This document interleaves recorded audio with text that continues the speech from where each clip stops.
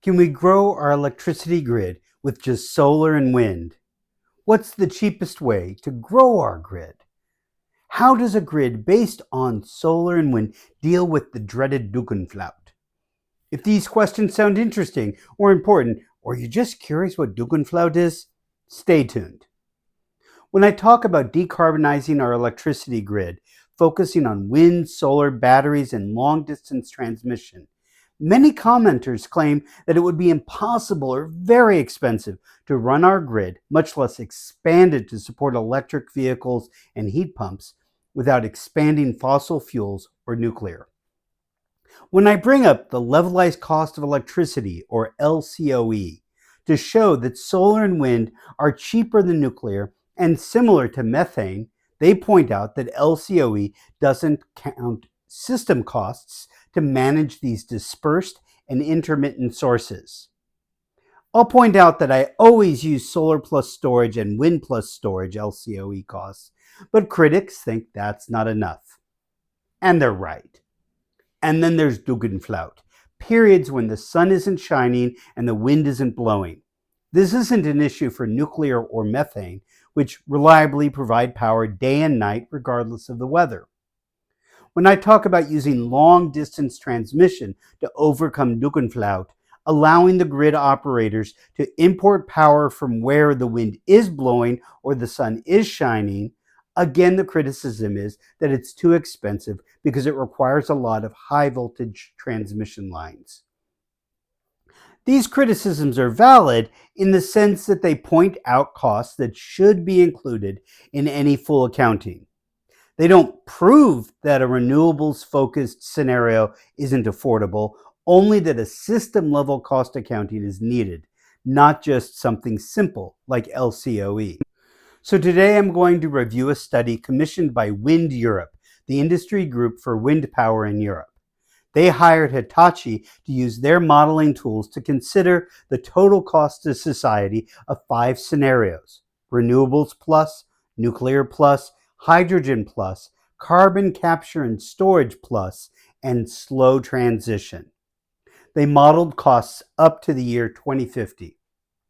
Their model included capital costs for building solar and battery farms, operating costs like fuel and maintenance, and the construction of long-distance transmission lines for the sharing of power across regions.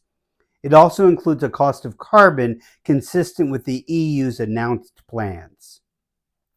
The modeled area covers the EU minus the Mediterranean islands of Malta and Cyprus and includes non-EU countries whose grids are connected to the EU. Each country was represented as a single zone other than Italy, Norway, and Sweden, which were split into smaller zones because that's how those grids operate. Offshore areas for wind power were also treated as separate zones. Weather was modeled based on historical data. In developing their scenarios, the modelers collected estimates of the electricity load growth from the EU and member countries. The electricity and hydrogen consumption estimates rely heavily on the European Commission's impact assessment for Europe's 2040 climate target and path to climate neutrality by 2050, with tweaks for each scenario.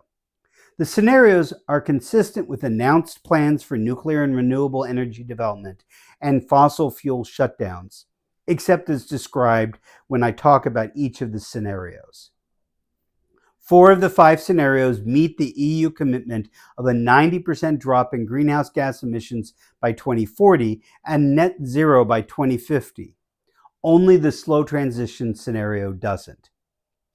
It's not always clear how they modeled technological improvements that reduce costs. For instance, I didn't see anything about the cost of battery storage over time, which has plummeted over the last 20 years, and there's no end in sight to the price drops. What the Hitachi software does is calculate the least expensive way to meet electricity demands given scenario constraints. It does this by adding production, transmission, or storage such that the demands are met at the lowest possible costs. So for every day, the program will look at historical weather to predict power production hour by hour across all of the zones. from wind, solar, nuclear, and every other source of power. If any zone comes out with a gap between production and demand, they'll look at storage to see if it could meet the demand. If that doesn't work, then it'll look for zones with excess production and if there's transmission capacity that connects the two regions. If there is, problem solved. If not, the platform will consider adding transmission, storage, or building a wind or solar farm or a nuclear power plant, but it won't consider it in isolation. They'll look at every day and make the change that minimizes the total cost. Let's look at the 5 scenarios they studied in a bit more detail. The scenario that I like, of course, is renewables plus. The transition is driven by rapid electrification, large-scale renewables build-out, improvements in energy efficiency, and the rollout of new solutions such as renewable hydrogen, synthetic fuels, and carbon capture. This scenario assumes a rollout of hydrogen at 80% of the level of the European Commission's impact assessment's middle scenario. Here we see the levelized costs for the various technologies in 2030 and 2050 assumed by this scenario. Nuclear proponents might argue that the cost of nuclear will come down as new technologies come online. And that might be true. But we've seen claims that nuclear power will be too cheap to meter in the past, and that's certainly not happened. The current push towards small modular reactors suggests to me that costs are likely to increase in the short and midterm. This scenario assumes at least 350 gigawatts of offshore wind deployed in Europe by 2050, allowing a 30% technology cost reduction towards 2040. Given that offshore wind, especially in deep water, is a fairly immature technology compared to nuclear, onshore wind, and solar, a 30% cost reduction seems reasonable. New capacity investments in nuclear and gas generation are only considered in countries that have officially adopted policies in favor of such expansion. Here we see the evolution of the sources of electricity between now and 2050. With a strong growth in wind and solar and an elimination of fossil fuels. The amount of nuclear is only slightly diminished by 2050, and just about everything else is flat. This scenario has a total energy cost of 10 trillion euros in 2050. For citizens, household energy spending gradually falls from 8% to 7% of consumption, and electricity prices remain broadly stable, supported by EU instruments such as the Social Climate Fund that ensure the transition remains fair and inclusive. The nuclear plus scenario is similar to the renewables one, but it assumes that countries currently debating lifetime extensions or new nuclear capacity will move ahead with their maximum potential, reaching 175 gigawatts in the modeled area. The total costs are about 600 billion more euros than the renewables plus scenario.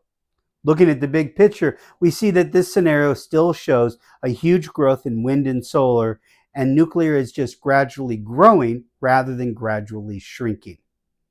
As I said above, this scenario is hampered by the high cost of nuclear power assumed in the study, which is consistent with the industry standard LCOE estimate from Lazard.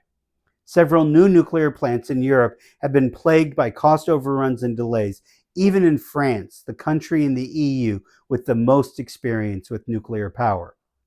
The hydrogen plus scenario sees the same hydrogen demand as the European Commission's impact assessment's middle scenario, which is higher than that modeled in the renewables plus or the nuclear plus scenarios.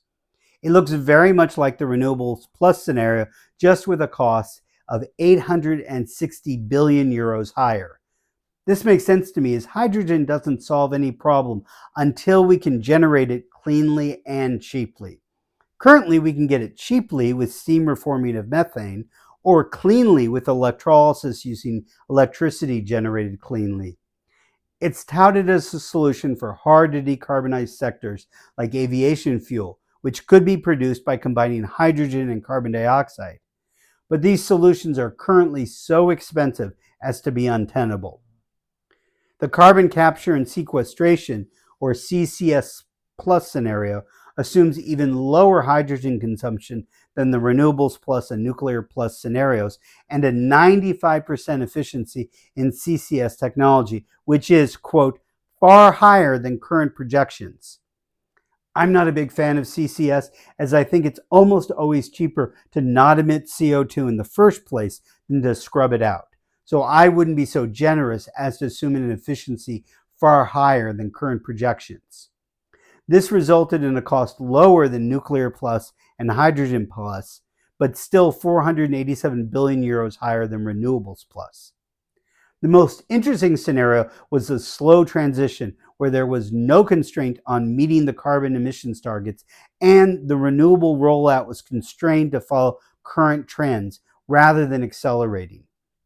This is the business as usual scenario. It sees many countries extending the operation of conventional generation to the end of their technical lifetime, regardless of the phase-out policies.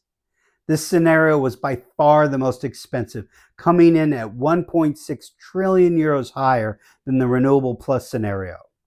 The US seems to be following this course under the Trump administration, with the executive orders to keep coal plants operating that were scheduled for decommissioning, regardless of the need or economics of the plant. This scenario had 69% of the electricity coming from wind and solar by 2050. The authors of this study did a reasonable job of including all costs and making conservative assumptions. Thankfully, they didn't assume a technological miracle like nuclear fusion or enhanced geothermal that will fundamentally change the situation. Those things could happen, but in figuring out what to do now, we should be focusing on what we can do today without assuming any breakthroughs. If space-based solar that beams power to the Earth, or a nuclear reactor with low costs and amazing safety comes along, we should rerun the analysis then. What they don't consider is whether the accelerated rollout of renewables and transmission is possible. Can we develop 350 gigawatts of offshore power by 2050, roughly 10 times what we've built to date? That's a fair question and beyond the scope of the study. But the fact is, 25 years is a long time, and if we set our minds to it, I have no question it's doable. If we set our minds to it. The policy recommendations from this study are pretty risk-free. Invest in electricity grids. Accelerate the permitting of renewable projects. De-risk wind investments with a two-sided contract for difference, which is a smart way to do subsidies. In short, an auction sets the price for the development of a wind farm. If the electricity is sold for less than that, the government pays the difference to the project owner. If the price of electricity is above the set price, then the government captures the windfall. This is a way to de-risk the building of the wind farm, but in a fair way to the taxpayer. If you're interested in a full video about contract for difference schemes compared to the production tax credit used in the US, let me know in the comments. Back to the recommendations. Electrify everything we can by pushing technologies like electric vehicles and heat pumps. Make sure the tax code isn't working against these goals. And finally, strengthen the European wind supply chain. Remember, this report was paid for by Wind Europe, so they're looking after their members. They should have put solar and batteries here as well, not just wind. And though this analysis was specifically for Europe, the conclusion would hold for the US as well. A renewable plus approach is possible and affordable if we would only commit to the effort and build a regulatory and financial structure that supports it. Given that the US has some of the best wind resources in the world in Tornado Alley and amazing solar resources across the southern third of the country, it would almost certainly be even easier. Do I think they nailed what the grid will look like in 2050? Nope. I'm guessing there will be more solar and less wind, given how cheap solar has gotten and the ease of deployment. I'm also guessing there will be more batteries and less transmission to deal with Dunkelflaute. And I'm sure there will be at least one technology breakthrough that will make this analysis moot. Definitely for storage and maybe enhanced geothermal. I doubt that next generation nuclear fission or fusion will be a big player by 2050, but maybe after that. So yes, a future that focuses on wind and solar is possible, affordable, and cheaper than business as usual. If you're aware of similar studies, please share them in the comments. If you'd like to support my channel, you can buy me a pint or watch more of my videos on the electrical grid. And please forward this video to everyone you know who doesn't think that renewables can support a stable grid.